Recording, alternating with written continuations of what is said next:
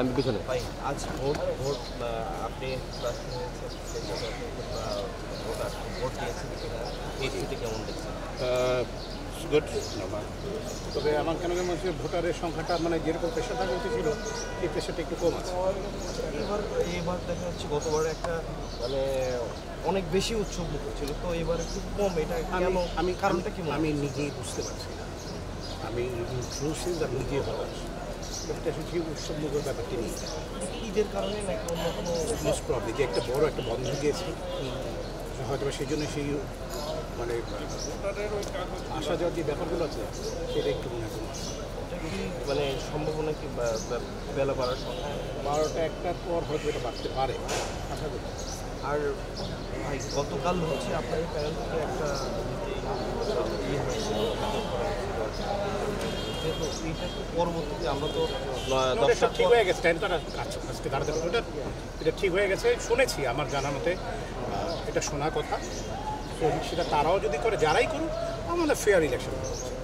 আপনি মানে সব মিলিয়ে যে নির্বাচন কিংবা হচ্ছে প্রত্যাশা কিংবা আশাবাদী কিংবা ভোটারদের কাছে কীভাবে গিয়েছে? আমরা ভালো কিছু আশা করছি এবং আমি বারবারই বলেছি এইবার ভোটারদের অনেক চিন্তা ভাবনা করে কথা বলছি বিকজ আমি it is the very last time.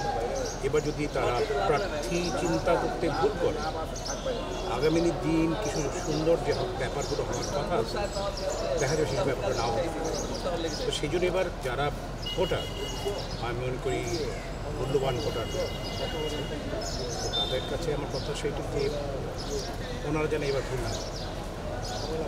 আমার কাছে হয়ে পারে কি আপনি যদি মনে করেন এই লোকটি থাকতে এবং আমার চলচ্চিত্র শিল্পের জন্য ভালো তাকে আপনারা ভোট দেবেন। অনেকেই বলছে যে শিল্পী সমিতি থেকে মানে শিল্পীরা নিজেরাই যারা সিনিয়ররা তারাও মুখ ফিরিয়ে নিচ্ছে। এটা আসলে তার পিছনে সবচেয়ে বড় কারণ হচ্ছে যে একজন সিনিয়র শিল্পী যখন আসবে যখন দেখবে যে আপনি গেটের মধ্যে 500 পুলিশ দাঁড়ানো আছে, র্যাব দাঁড়ানো আছে, এনএসআই আছে, টিভি এসবি ভরা, আপনারা এই সঙ্গে আসতে চাইবেন। So we should change this system. আমাদের সিস্টেমটাকে পরিবর্তন করা আমি মনে করি একান্তভাবে দরকার। ভোটাভুটি হবে আমাদের মধ্যে, আপনারা আসবেন আমরা থাকবো, ভোটাভুটি হবে শেষ। বাইরের কোনো লোকের আসবেন মিনস কোনো প্রশাসনিক ভাইরা থাকবে না। কিন্তু দরকার কি আমাদের ভিতরে সেই ধরনের হবে কেন যাতে করে প্রশাসন নষ্ট হবে কেন ভাববে তারা যেখানে গণ্ডগোল হতে পারে। তো আমরা সেইটার বাইরে আমাদের থাকা উচিত।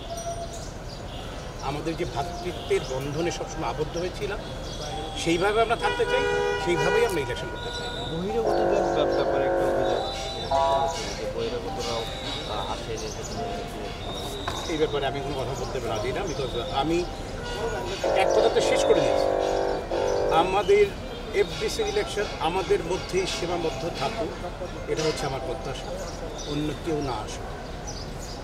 ধন্যবাদ।